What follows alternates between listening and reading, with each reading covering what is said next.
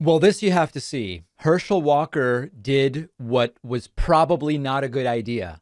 He held a press conference to talk about this scandal that has surfaced as he is accused by one of the mothers of one of his children of urging her and subsequently paying for her to get an abortion, despite claiming to be completely against abortion, claiming that abortion is murder, claiming that he is against any exceptions for abortion, health, life of the mother, incest, rape, all these different things. And this one was essentially an abortion of convenience, according to the mother, who said he said it wasn't the right time for him to be having a baby. He decided to hold a press conference. And I have to tell you, this is the most disastrous press conference I can remember. This is as bad as any Trump press conference. And I remember when Trump talked about injecting bleach. OK, Herschel Walker can barely speak. And so when you put him in front of reporters who are going to ask questions, it's bound to be a disaster. And it was. I don't even know where to start. Herschel Walker was asked, have you, now that it has been identified that the woman making the claim about the abortion is one of the mothers of your children, that's a known number of people. Have you reached out to one of the mothers to ask them, hey, are you the one? And he says no. And the explanation is seems like something out of a Dr. Seuss novel. Any of the mothers of your children? No. To ask what? Why not? Why'd I need to? Well, because according to the article, the woman who says that you paid for her to have an abortion is also the mother of one of your children. It seems like that's an easy way to... Because of the article, I had more kids. Okay. He says, because of the article, I had more kids. What does that mean? I don't know. An article forced him to have a child somewhere? The article impregnated someone with his DNA? What does that mean? Because of the article, I had more kids. That's why I didn't reach out to anyone, because I said no, and that's what I mean. When I said no, I said it's not correct, that's a lie, and that's what I mean, that's a lie. But if the woman said that, yes, let me go to her. Thank you. You said that if this did happen, there's nothing to be ashamed of. How do you Wait, I never that? said, I You never said that said this morning on you. No, what I said, I was talking about. Now, he did say that, and I'll have the clip. So, first of all, he's told, you said this morning in an interview, if this did happen, it's nothing to be ashamed of. He's like, I never said that. He did, and I'll play it for you in a moment. Something totally different than if this did happen. I said, when I was with my ex-wife and in my past, nothing to do with what this woman said. I said, this here, the abortion thing is false. It's a lie. And that's what I said. I said, anything happened with my ex-wife or what Christian was talking about, I don't know. Okay. So he said, I didn't say that thing this morning. And yet here he is saying that thing yesterday morning, that it would be nothing to be ashamed of if it were true. I'm saying I've been forgiven because of all the things I did when I went to the thing with my ex-wife and all that, and things I did, I don't know how many years ago that I wrote in my book. I said, guys, I wasn't perfect. I had my problem with mental health, and I've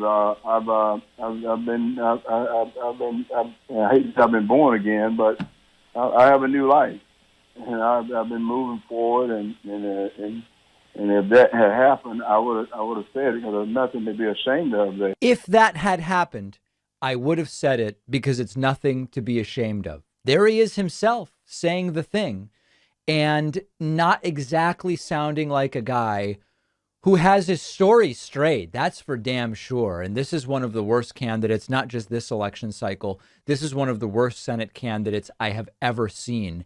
Quite frankly, he should be dropping out of the race, but he might win. I mean, the voters in Georgia are coming up with so many post hoc rationalizations for this. He might actually win. We'll take a look at what polling looks like after the weekend. Here's another moment from this disastrous press conference. He's told, hey, the lieutenant governor said the only reason you're even in this thing is because people know you from football. And he's like, what's that guy doing now? And they're like, well, he's the lieutenant governor. And he doesn't seem to get it. Herschel, the lieutenant governor, Jeff Duncan, went on TV, I think last night, and had some very critical words of you, saying that the Republican Party was in disarray. Yes. I think his direct quote, paraphrasing it, was the only reason he's a Republican nominee is because he scored a lot of touchdowns for the University of Georgia. Now, who was it you said did that? Jeff Duncan. Oh, what is he doing now? Lieutenant governor. God, this is so insane. What's that guy doing? Is the lieutenant governor? He's like, but what is he doing? No, what is he doing now? He does work for who? Don't he go on some TV show all the time? No. Don't he go on the TV and talk a lot? He's still the No, don't he go on TV and talk a lot? Right now, people like that. Do I listen to? People told me I couldn't play football. Listen, that's true. The lieutenant, as far as I know, the lieutenant governor has absolutely no touchdowns to his name. That's absolutely true. What's your reaction to people so close to you saying you were dishonest, like his own son? Here's his answer to that. What's your reaction to people so close to you? Your son, a mother of your someone who says that you're the mother of your kids, saying that you're lying. What's your reaction to people so close to you saying don't trust you? Well, just like what I just said, the Democrats are desperate for this seat. The Democrats. Oh, God. His son, Christian Walker, is a devout MAGA Republican. This has nothing to do with Democrats. I've never seen anything like this. Who advised him to do this? Important. They're very desperate for this seat. I love my family. I always love my family. I'm going to win this race. I know I'm going to win this race. Dear God, what an absolute and total disaster. I am hopeful that by Monday or Tuesday, whenever we get the latest polling on this race, I'm hopeful that this will be essentially over. Now, if we look at the polling, again, we're still waiting on new data. We only have 2 polls right now that include any polling after the start of this scandal. And most of these polls were still before the scandal, but it represents about a 4-point swing in the direction of Raphael Warnock. As you can see, sort of before this entire thing before the scandal started, you had them roughly tied. And Warnock has jumped out to a roughly 4-point lead. And you see the red line there is Walker. If you're looking along with me, Walker's polling declining. 95% of the polling here is before the scandal. So Monday, Tuesday, after the long weekend, hopefully we will have some new data in which it looks much, much worse for Herschel Walker. And again, in a normal country, in a normal planet, in a normal universe, a galaxy, whatever, this guy would have no shot. But this is not a normal situation. There's a new report out which finds that young women are trending liberal and that young men are not trending more liberal. The Hill has a piece. 44% of young women counted themselves liberal in 2021 compared to 25% of young men, according to Gallup. The gender gap is the largest recorded in 24 years of polling. The finding culminates years of rising liberalism among women ages 18 to 29, with no increase in their male peers. The article notes, quote, several societal forces have conspired to push young women to the left, including the Me Too movement, former President Trump, rising LGBTQ identification, and most recently, abortion policy. Slow cooking trends in marital status and educational attainment have also nudged the needle. There's another aspect to this. All of that is true. There is a ton of nonsense about masculinity out there that I believe is impacting the number of men willing to say that they are on the left. Now, I think some of them are on the left but are unwilling to say it, but that's difficult to actually prove, so we can even keep it outside of this discussion. That's just an opinion that I hold. And it's based merely on anecdotes. I think there are some, much like for a time when lots of times you hear, there's more gay people now than ever. Well, are there more gay people, or is it that gay folks on average are more open to saying that that's how they identify, whereas in the past they were not for different societal pressures? I think right now there is a societal pressure, particularly among, without a doubt, the right wing and even among the center, where men have been convinced that there is a lack of masculinity in progressive beliefs, that there's a lack of masculinity in, to some degree, empathy. You look at silly little things like the electric vehicle thing. We recently talked about Marjorie Taylor Greene suggesting that Pete Buttigieg's support of electric vehicles is somehow feminine, that it's emasculating for a man to drive an electric vehicle. And of course, there it was homophobic. Pete Buttigieg is gay, and it was all mixed up with this homophobia that is just a big thing for Marjorie Taylor Greene. Also Pete Buttigieg being an involved dad. When Pete Buttigieg and his husband had twins, Pete Buttigieg took paternity leave, and he was widely ridiculed by the right. Lauren Boebert even saying, what, is he chest feeding? That's a quote. Is he chest feeding? And again, the idea that gay man paternity leave, well, it must be somehow feminine. Well, he's just being a good dad. That's all it is. And so I believe that that's a factor as well. And sadly, some of these sort of guru type figures that are predominantly appealing to those on the right, although Jordan Peterson appeals to many on the left as well. I'll be totally upfront about that. Although it may not be explicit from Jordan Peterson, he puts together a pretty clearly defined kind of archetype for masculinity that doesn't really include the types of empathetic, sensitive, progressive beliefs and perspectives that, quite frankly, have nothing to do with masculinity. So I think there's a lot going on here, and it is not surprising that we see, in terms of overt identification, young women identifying more to the left, but not young men. Now, then there's that other X factor, and it's, are some of these young men actually progressive, but they don't say it because of that very same societal pressure? And I don't know the answer to that. Someone who knows more about research methods might be able to say, well, here's how you could study where there is a sort of reticent progressivism among some young men. Let me know your thoughts. I don't think this is particularly good if I'm passing some kind of a moral evaluation of it. I don't think it's a particularly good thing for society. Let me know your thoughts. Find me on Twitter at @dpackman. And if we get some interesting feedback, we'll do a follow-up. Don't forget that the best way to support the David Pakman Show is by becoming a member, which gives you access to the daily bonus show, the regular show with no commercials. You also get access to our entire archive of every episode dating back a really long time, and plenty of other awesome membership perks. Go to joinpakman.com and use the coupon code BETTER21 for a huge discount. Joinpakman.com. The David Pakman Show is, of course, a viewer and listener funded program. We do the bonus show every single day. We have a commercial-free audio and video stream of the show for our members. And the way you get it all and get it quickly and cheaply, just the way people love, by signing up at joinpakman.com. You can use the coupon code OBAMNA, OBAMNA, that's Mike Nancy, MNA, to get a sizable discount, a discount nobody should sneeze at. Joinpakman.com is the place. Let's hear from the most important people in the world for the David Pakman Show. It is our audience. We take calls occasionally via Discord. You can find our Discord at davidpakman.com/Discord. And we're going to start today with a very important person, Mr. Rogers in Atlanta, Georgia. Mr. Rogers, welcome. What's on your mind today? Hey, Dave, welcome to my neighborhood.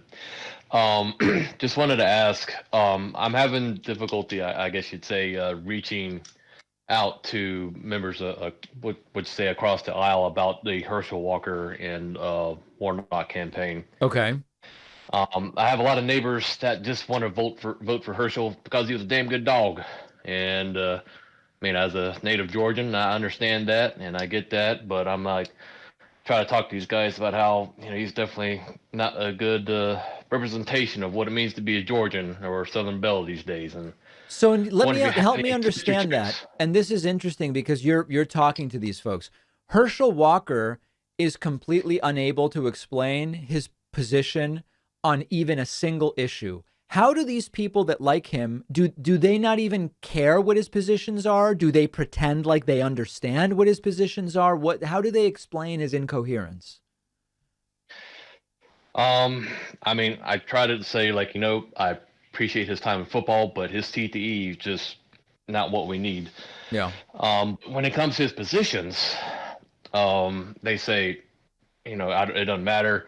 He's just Republican. he's just going to vote Republican. I'm like, y'all worried about Warnock being a Biden boy, and I'm like, he's going to, as soon as Walker gets there, he's just going to be I don't know, Moscow Mitch subservient. He's not going to do anything for Georgia. He's just going to be told to vote and how to vote. Yeah.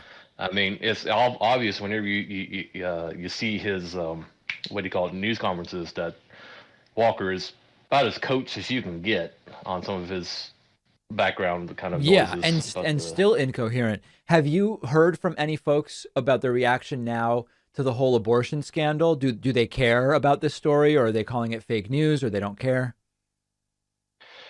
I have one guy I talk to on a regular. He says it's fake news. Oh, he just doesn't believe it. But, another guy says, he says it's taken to court, so we'll see how the dollars fly. And I was like, well, at least you're willing to listen to the court.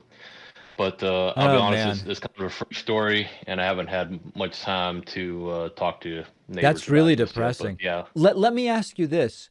Are some of these folks who support Walker, are they otherwise normal, moderately intelligent people, or are there people who, if you probed, their beliefs on just about everything are a little bit wacky?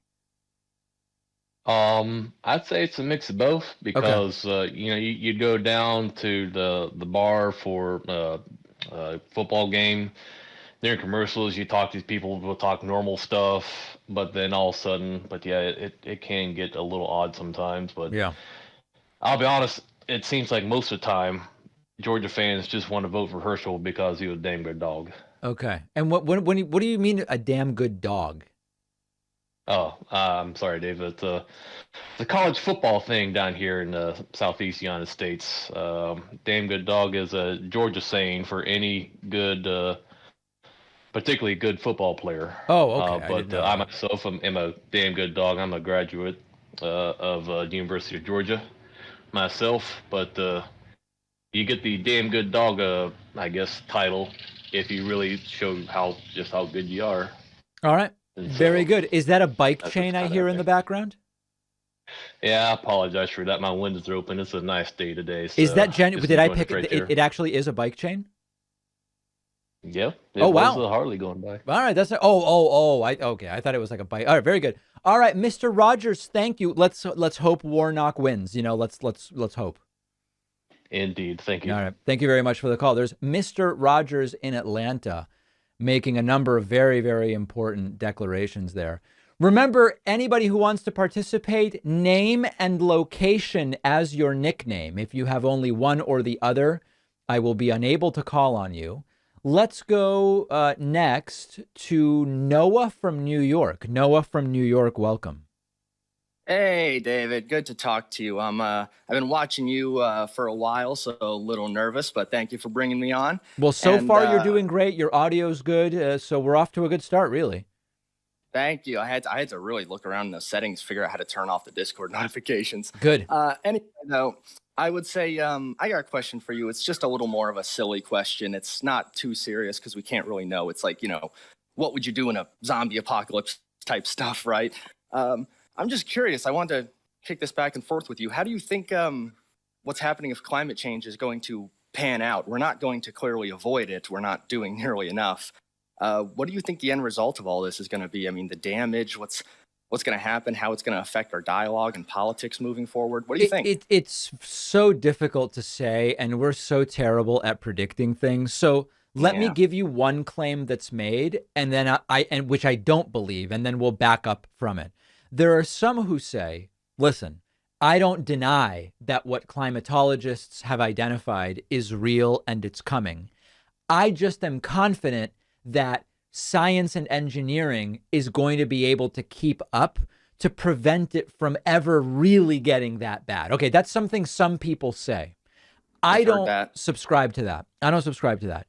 However, I do think that after there is a bunch of damage done by climate change, and we're already starting to see it, we see pollution deaths, we see sea level rising and certain places increasingly underwater. Like, we're already seeing it, but I think after there is some significant damage from climate change, I think then much of the world will kick it into high gear. And yes, it'll be too little, too late, but it will speed up to a degree that then we can say now we're making some progress, but it'll be after a bunch of damage is done. That's my genuine prediction. Like once things really actually start to get bad.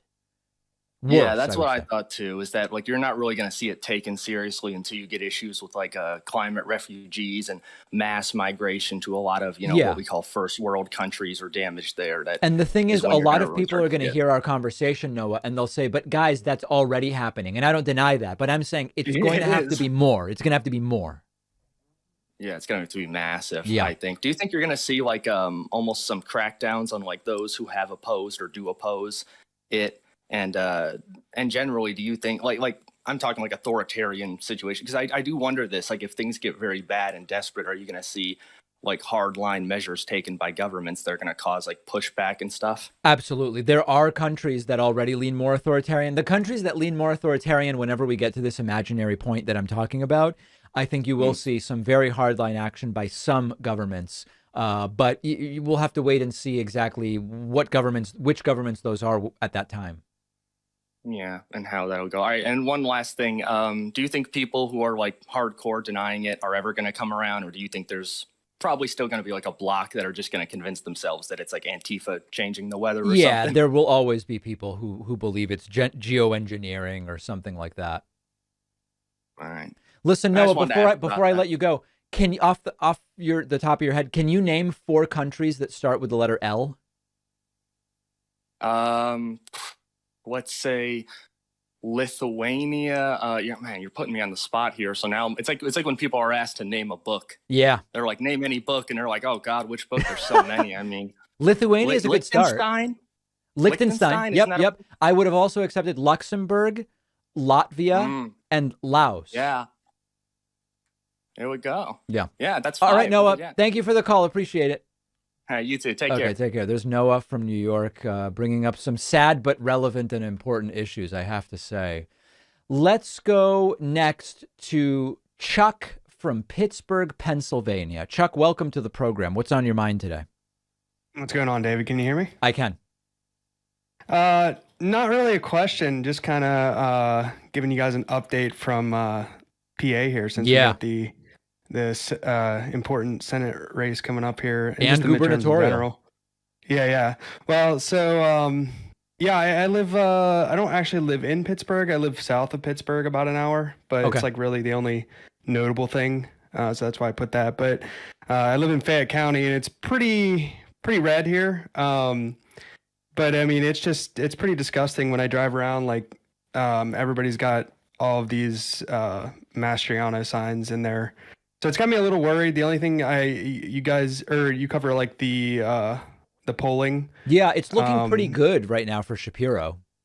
Yeah, it's looking good. So that's got my hopes up. I know that like when I drive around, like I said, it gets me a little worried just because, I live in like a red area. So that's all I see. Yeah. But another thing, I was at the Washington County Fair, which is actually the county to the left of me.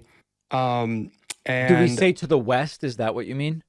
Yeah, to the west or left if you were like looking on a map. Okay, but, I didn't know if you meant like left the way you're sitting right now or something like that.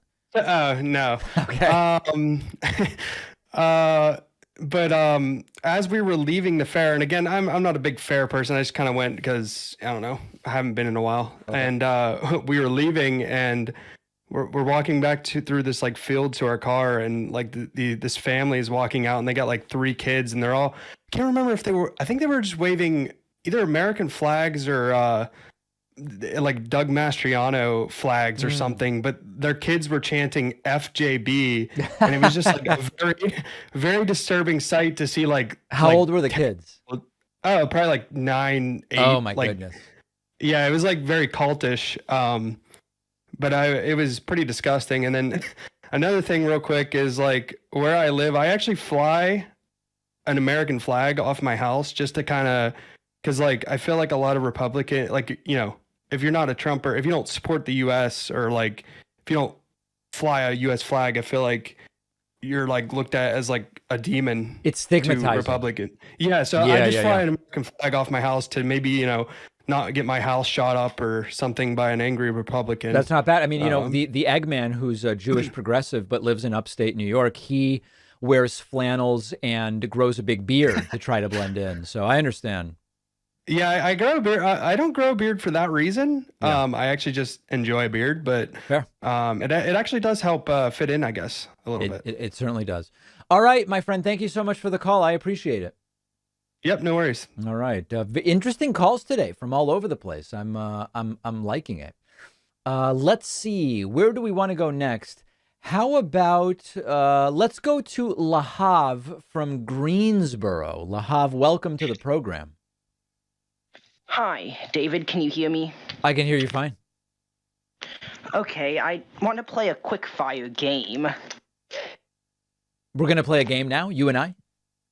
Yes. Okay. I list a politician, and I want you to say the first word you think of to describe them. Okay, let's try it. Elizabeth Warren. Oh, boy. Buttoned up. Kirsten Sinema. Confused. Pete Buttigieg. Vicious. Jamal Bowman. Don't know enough about him to really comment with one word. Mitt Romney.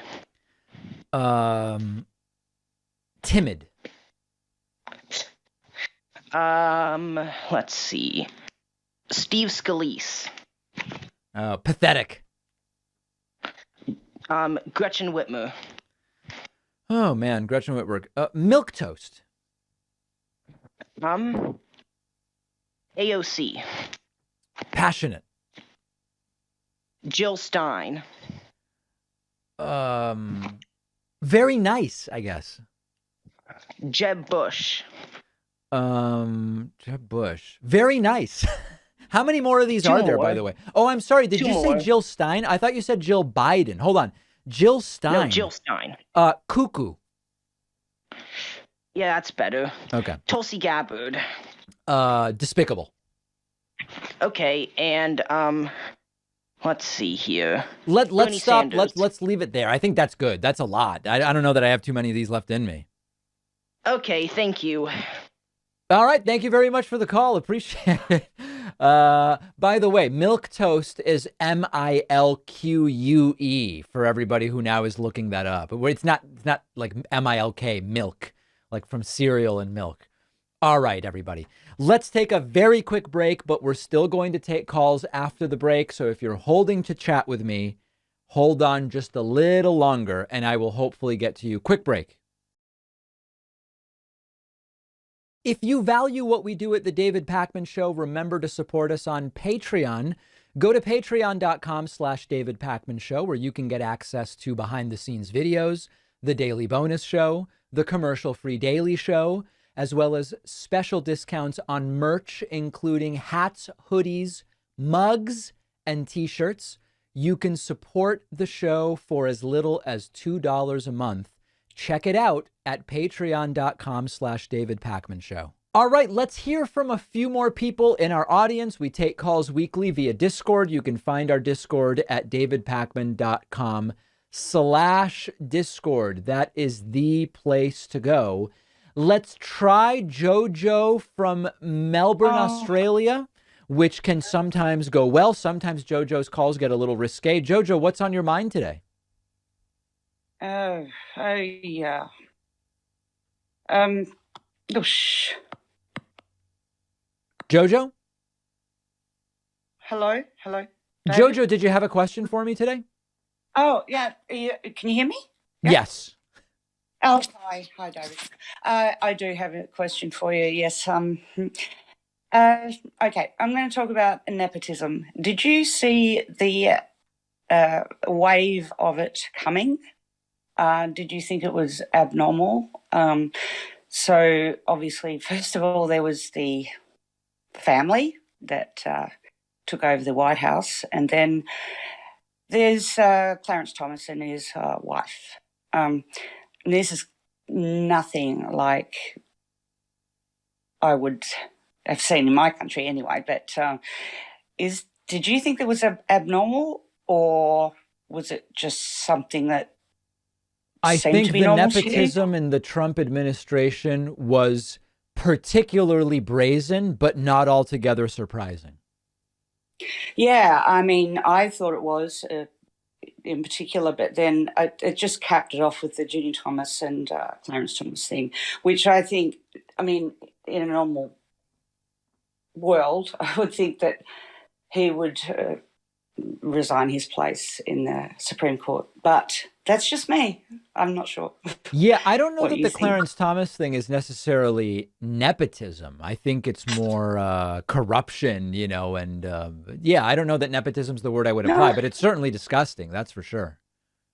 Oh, absolutely. Well, nepotism, not necessarily, but what do you call it? What is it? Well, it's certainly you know, corruption, Jojo. insider trading. I Let don't me know. ask you this. What do you mean? Are you interested in a trivia question? Can I give you a trivia question?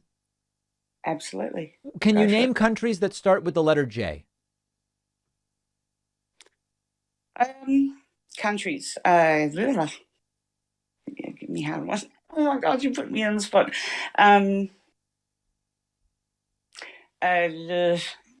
Can you give me another letter? Well, that's the letter I have, I'm always Jojo. Jojo, listen, I've got a whole bunch of people here. I do have to move on. Johannesburg is a city. Johannesburg is a city. No, I know it is. I know. Oh. I'm really good at geography. Please give me another letter. One. That's the Please. only letter I have, Jojo. I have to let you go. I apologize. All right, Jojo, there he is. Jojo from Melbourne, Australia. Very much appreciated. Would have accepted Japan, would have accepted Jamaica, and would have accepted Jordan as well. All would have been acceptable. Let's go to Shelly from Indiana. Shelly, welcome to the program. What can I do for you today? Hi, David. How are you? I'm doing well. Okay, great. So I was thinking about the governmental programs and how we have so many people that disapprove of them. And I was wondering if the left maybe took more of the approach of what the Swedes do, where they offer programs to everyone, no matter what the income level is. That way more people would be on board with it, and then it would help more people. You're saying eliminate means testing, and then maybe there would be less opposition to social welfare programs in the United States if everybody just got them? Right, exactly. So obviously there would be like people on the lower end would get more benefits, but if the people that made more money felt like they were still getting something out of it, then it wouldn't be well, I'm paying into it and I'm not getting anything from it. I totally understand the idea. I don't think it would make a big difference to many Republicans, unfortunately. I think with some it would, but I think with many it would not. Well, and the reason why I thought that it might be a good idea is because when they were doing the stimulus checks and there was more, people on the higher end that were still getting it, you saw people that weren't really, wouldn't normally approve of those programs that were happy to get it. And so it's like, well, maybe if we expanded this where people felt like they were still getting something out of it. Yeah. I don't know. It was just a thought. It's an idea. I think it would do a little. I don't think it would make a big difference. That's my instinct. Okay.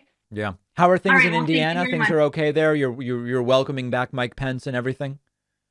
I'm sure they are. I'm not sure, but the weather is really good, so that's good. Yeah. Good. Shelly, I appreciate the call. All right. Thank you so much. All right. Shelly from Indiana. Always great to hear from her.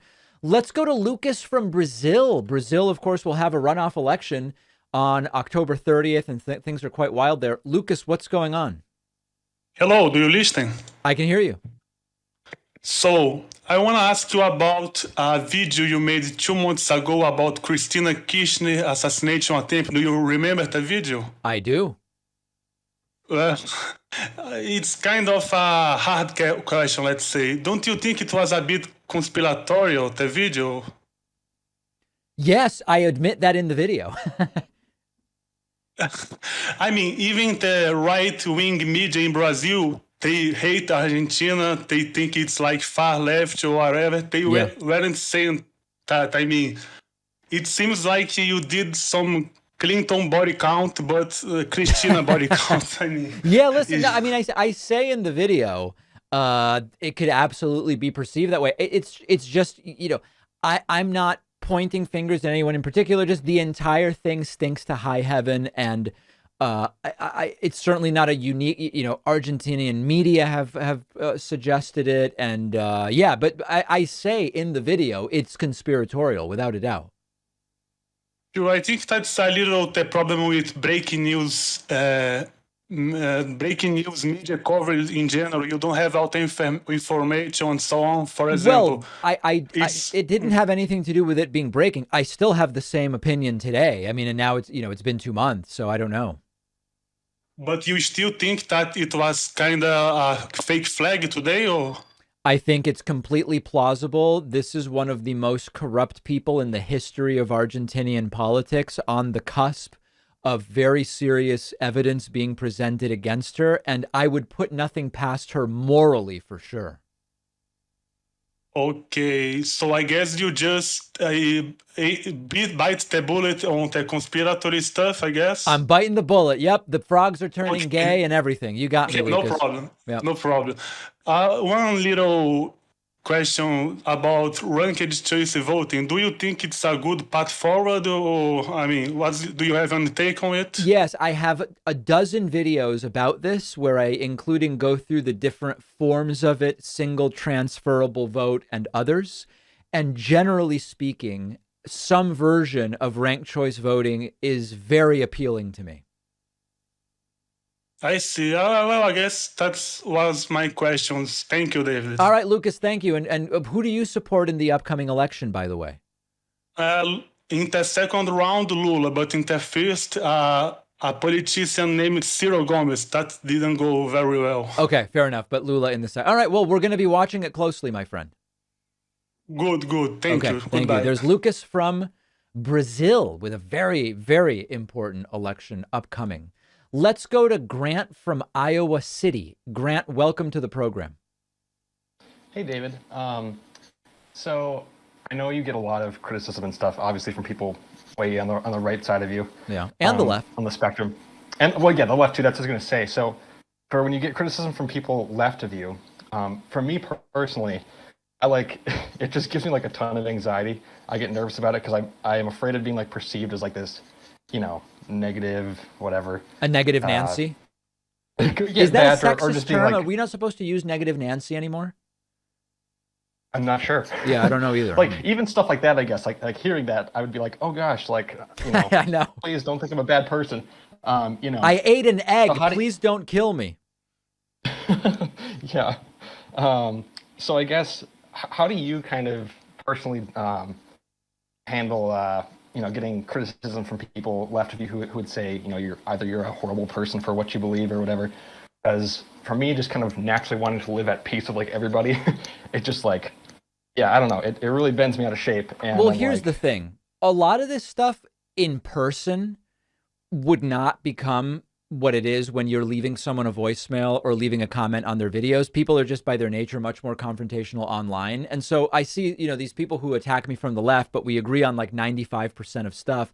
I don't get too bent out of shape about it. Quite frankly, I don't really pay much attention to any of it. I just kind of do my thing and try to focus on what I'm doing and learn and read as much as I can and modify my views when I feel that the facts point me in a new direction. And I try to screen out as much of the noise as possible, left and right. Right. Yeah, I'm sure that's absolutely necessary for you as well. Like, yeah. You know, having such a you know, a lot of encounters with so many people. I could not do what you do, definitely. I'll say that much. Absolutely. But yeah, no, I was just wondering, and has it gotten easier for you, like, as you get older too? Just like, is it easier to screen out the negative noise? Absolutely. And not take things so seriously? Absolutely. Without a doubt. Yeah, no doubt about it. I mean, at the beginning, it was like one negative comment, which was, by the way, we only would get one comment a day, and it was like a really big deal. But yeah, it definitely becomes easier. Yeah.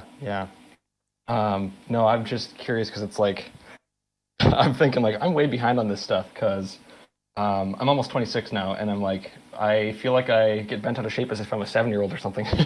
Yeah, But, I mean, I think part of it is, one of the things is really understanding that for a lot of these people that are so willing and eager to criticize others, they probably don't feel that great about themselves. And often attacks on others are more a reflection of the attacker's either low self-esteem or trials or tribulations. And once I started thinking that, like, wow, this person must really have some horrible stuff going on to be spending an hour on the internet, leaving me 100 negative comments.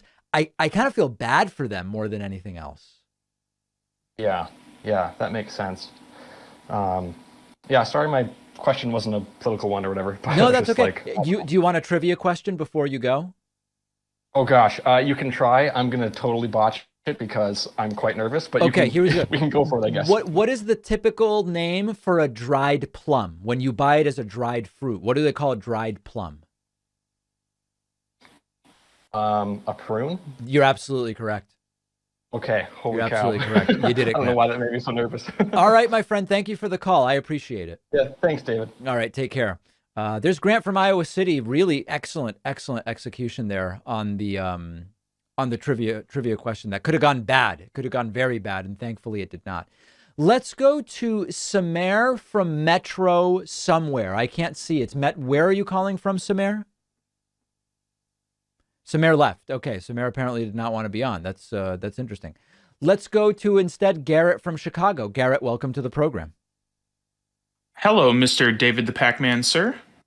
Welcome. Thank you. My question is about like the popularity of candidates when affecting other people that are running in the same election. I worded that poorly. Okay. Just to give you an example, in Georgia, Brian Kemp is currently leading 6 or 7 points in most of the polls. Okay. And he's a Republican, obviously, whereas Warnock is currently up anywhere from 3 to 5. What I saw is Warnock is up 1.3. 1.3. Okay. Yeah. Well, I have 538 pulled up, the most recent polls, but yeah. So my question is, yes. will the popularity of Warnock or of Warnock or Kemp affect the do you think it'll affect the turnout of the other side? Like, do you think Kemp's popularity will improve Walker's chances, or do you think Warnock's popularity will improve Stacey Abrams' chances? Oh, that is so specific. I have no idea. Listen, predicting turnout in midterms is very fraught and difficult. And every election cycle is, turnout's going to win it for this person or that person. And it's so difficult to predict. And your question is even more specific, which is whatever base level of turnout is to be expected, will one candidate's popularity buoy or sink another candidate? I just have no idea. I think all we can do right now, we're a month out. It's basically 4.5 weeks or something until the election, roughly, is make sure you're registered, make sure you know where to vote, and make sure to vote. That's it. And I think all of these calculations, they're interesting questions. We're going to know in retrospect only once we get exit poll data. I don't know. We've just really got to make sure not to lose any of these winnable races. Okay. Thank you very much, Mr. David the Pac-Man, sir. Do you want a trivia question before you go? Of course. What's the most expensive spice by weight? And when we say spice, we're talking about cooking. What's the most expensive spice by weight? So not the spice from Dune. Okay. No. Oh, geez. Probably. I'm gonna say. I can only name like 3 spices. I'm gonna say thyme. No, thyme is cheap. Oh my God, it's almost a weed. It's almost invasive. The answer is saffron. It's saffron. Oh, yes, of course. Yeah. All right, very good. Thank you for the call. Thank you, sir. All right. I really appreciate everybody who called in and spoke to me. I even appreciate people who called in and didn't speak to me. The people who didn't call in, I'm not so big on you folks. But no, in all seriousness, we will take calls again. We're going to take a quick break, and we will be back with more show right after this. Follow us on social media. Interact with the David Pakman Show community. See exclusive content. See when we're taking calls live. And stay up to date on other big show announcements. We post daily. Find us on Reddit, Twitter, Instagram, Facebook, Discord, and TikTok. All right, let's get into the Friday mailbag. info@davidpakman.com for questions, comments, concerns, suggestions, all of it. And of course, occasionally a tweet or a Facebook message or a YouTube comment might make it into this segment. We love all of it. Let's start today with some criticisms, which I'm glad to issue corrections when I make mistakes. I'm glad to give a sampling of comments from people that aren't thrilled with me. David wrote in and said, "You were out there, dude. Trump was and maybe will be again the best thing that's happened to this country in decades. Open your eyes. Your radio cast must be funded by the demo rats." No, the demo rats and the demon rats and the Democrats, none of them fund the show. George Soros doesn't fund the show. Whoever else you imagine is funding the show doesn't fund the show. The show is funded mostly by our audience and then by a few advertisers. That's kind of what it is. I guess all I can say is congratulations for using the correct form of your. All right. So David is waiting around for the return of Trump, almost in like a weird messianic way. It's very, very interesting. Next criticism is from Don. Don wrote in and said, "You are a freaking idiot. Take your liberal, Marxist, socialistic garbage somewhere else. It's idiots like you that are destroying this country. The oligarchies are bringing this, that's oligarchy apostrophe S, are bringing this country down. And should they succeed, you won't mean crap to them. Then let's see how you will put food on your table, pay your mortgage, and charge your defunct grid system car. You don't know crap and are just as stupid as the rest of your Democratic constituents." Well, a really strong condemnation by Don of a political ideology that I don't hold. I'm not a Marxist or a socialist, but maybe go find a Marxist or a socialist and criticize them. I don't know. It's always weird. They seem confused. Matt wrote in about interviews with the so-called radical left. Matt says, "David, sir, just listen to your explanation of how right-wing candidates may or may not end up on your show for interviews. And it made me wonder if there are any left-wing candidates that you might consider radical or unreasonable in some of their views, and if you'd be interested in interviewing them. Perhaps there aren't any, and it is purely a disease of the Republican Party. I wouldn't be surprised, but I'd be interested in your take either way." Yeah, I mean, listen, there are extreme leftists. The difference is the extreme leftists don't ever seem to win their Democratic primaries. And one of the things we do on this show, because we can't turn the show into the, 9th congressional district show where we interview everybody running for the Democratic nomination and everybody running for the Republican nomination. We tend to wait until after primaries to do these interviews as a practical matter. And the Republicans will often vote for the wackiest in the primary. And so that's who I end up interviewing. Democrats rarely vote for the super wacky extreme left winger. And so by the time they get to me, there's been a sorting already. And much the same way that Trump would never have won the Democratic primary in 2016, a lot of the so-called radical left that Matt is referring to in his email don't pass that first filter. And that's why they don't end up on the show. But I have no opposition in principle to speaking to anybody. Robert wrote in, this is very interesting, and this relates to Roe v. Wade and abortion and other things we've been talking about. Robert says, "Big fan of the show, appreciate your rational approach to controversial subjects. Wanted to write to you about abortion. People are unfortunately, but legally, making end-of-life decisions all the time.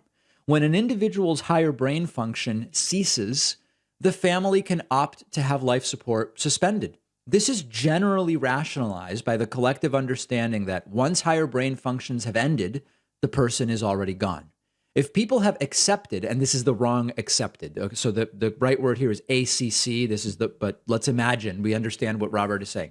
If people have accepted that this is the way things are, then why can't the opposite be true? If your life ends when your higher brain function stops, then why would your beginning of life be before your higher brain function begins? My understanding is that dreaming is supposed to begin in the third trimester. If I'm not mistaken, this should signify the beginnings of thought, and the brains need to process them. So there's a couple issues here. First of all, Robert is completely correct. And there's actually another aspect to this, which is, quote, other people make decisions about end of life all the time, as you're talking about, in situations where people's brain function has stopped, or in lots of different situations, including hospice type situations. Why couldn't the same decisions be made when a fetus has no brain function and isn't going to? So in these most extreme cases where Republicans want women carrying non-viable fetuses to term, why is it okay to make those decisions for others later and not earlier, aside from the personhood question? But there's kind of a bigger issue here, which is you're never going to convince the right on abortion with arguments like this, because they will say, well, we don't care about brain function, we care about heartbeat, and that's where the heartbeat bills come from. And then you'd say, well, okay, but what about this? And they'll say, now, we believe life begins at conception. And it's an endless loop. And so while these types of questions that Robert brings up are super interesting and they're accurate and they're relevant, that's not going to convince the most ardent anti-choicers on the right. Sadly, I wish we could talk sense with them, but unfortunately we can't. Sean wrote in about my interview with that Republican candidate, Allison Hayden, who's running against our friend Eric Swalwell. And Sean says, to David or whomever, I enjoy all of David's interviews. I find them fascinating and informative, but I think my favorite type of interview is when David speaks to Republicans who seem to be confused by facts versus their opinion. Needless to say, I was glued to your discussion with Allison Hayden. As per the usual, I think David did a great job, but there's one question I would love to hear him ask of these people. If Trump would have won the presidency, would they still be making such a big deal out of the legitimacy and security of our elections? Guys, we all know the answer to that. Of course they wouldn't. If Trump had won the electoral vote, or the electoral vote and the popular vote, they would be doing what they did in 2016, which is saying sort of like, there was some fraud, and my real victory was even bigger. But they would not be filing 60, 70 court complaints. Of course, they wouldn't be doing any of those things. Don't believe for a second that this is some kind of moral fight for them. It's just about their guy lost. That's all they care about. Daniel wrote in about my Republican guests and says, David, after hearing your interview yesterday with the Northern California Republican candidate, that was Allison Hayden, and after hearing several other recent interviews, I have an honest inquiry as to whether you seek out the worst Republican candidates to interview, or if you're just shooting fish in a barrel. Do you specifically target the crazies, or are you just giving us a sampling of what the Republican Party has generally become? Love your taking them to task, though, and trying desperately to make them think about the word salad they're spewing. So last week, we had a voicemail asking a similar question. My colleague John has been heading up these interviews. He has interviewed, I want to say, close to 50 different Republican candidates. Some of them don't even respond. Some of them do, but then they find out about how interviews are conducted here and that real questions will be asked. And then they say, I'm not interested, or they stop responding. Some will agree to come on. And then once we schedule it, we'll never hear from them again. Some confirm the interview literally hours before it's scheduled, and then they just never show up on Skype, and we never hear from them again. We cast a wide net. Some of them are less crazy, like that guy Johnny Teague I interviewed. I still disagree with him about just about everything, but he was less overtly bonkers and less cuckoo for Cocoa Puffs. But we are casting a wide net. We're not targeting the whack jobs, but a lot of them are really wacky, and it's just a representation of who's running in that party right now. The Zombie Playle, wrote in and said, David, you should sit back and think about why right-wingers around the world are performing better than ever. People are very angry at their politicians. Yeah, I think the implication here is the left has done so terribly that globally, and really they mean like Western Europe and to some degree the Americas, voters are going to right-wingers. What's going on is that parties on both sides anecdotally have failed voters in lots of parts of the world. But the real change has been the echo chambers created by social media and modern media, which allow really stupid, quite frankly, ideas, primarily on the non-science right, to get repetition that they wouldn't otherwise get. We've talked before. If Nixon had had Fox News and Facebook, it's not clear Nixon would have actually ended up resigning.